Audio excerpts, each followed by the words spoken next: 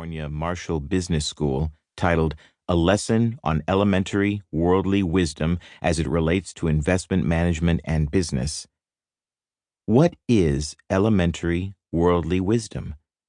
Well, the first rule is that you can't really know anything if you just remember isolated facts and try and bang them back. If the facts don't hang together on a latticework of theory, you don't have them in a usable form. You've got to have models in your head, and you've got to array your experience, both vicarious and direct, on this latticework of models. As the saying goes, history doesn't repeat itself, but it does rhyme.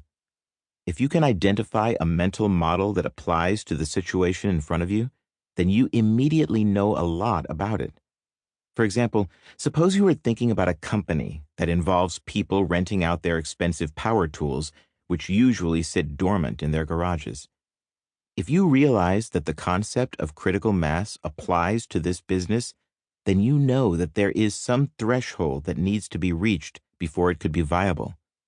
In this case, you need enough tools available for rent in a community to satisfy initial customer demand, much as you need enough Lyft drivers in a city for people to begin relying on the service. That is superthinking, because once you have determined that this business model can be partially explained through the lens of critical mass, you can start to reason about it at a higher level, asking and answering questions like these. What density of tools is needed to reach the critical mass point in a given area? How far away can two tools be to count toward the same critical mass point in that area? Is the critical mass likely to be reached in an area? Why or why not? Can you tweak the business model so that this critical mass point is reachable or easier to reach? For instance, the company could seed each area with its own tools. As you can see, supermodels are shortcuts to higher level thinking.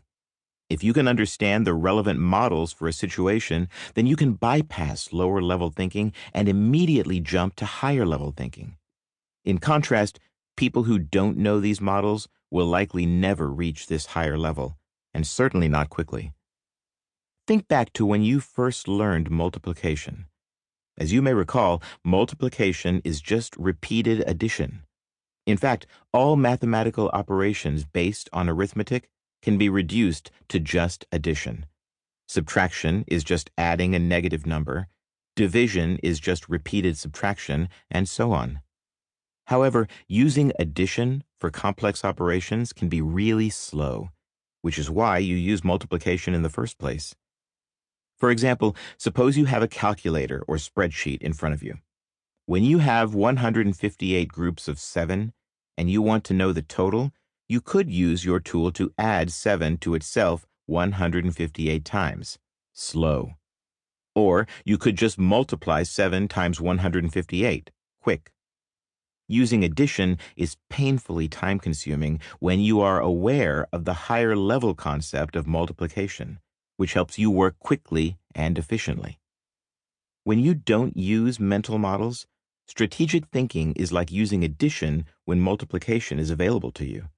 You start from scratch every time without using these essential building blocks that can help you reason about problems at higher levels.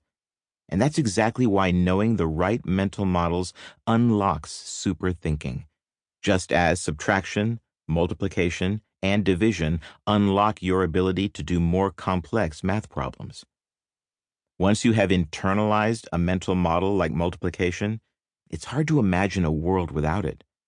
But very few mental models are innate. There was a time when even addition wasn't known to most people, and you can still find whole societies that live without it. The Pirahã of the Amazon rainforest in Brazil, for example, have no concept of specific numbers, only concepts for a smaller amount and a larger amount. As a result, they cannot easily count beyond 3, let alone do addition, as Brian Butterworth recounted in an October 20th, 2004 article for The Guardian, What Happens When You Can't Count Past 4? Not having much of number vocabulary and no numeral symbols, such as 1, 2, 3, their arithmetical skills could not be tested in the way we would test even 5-year-olds in Britain.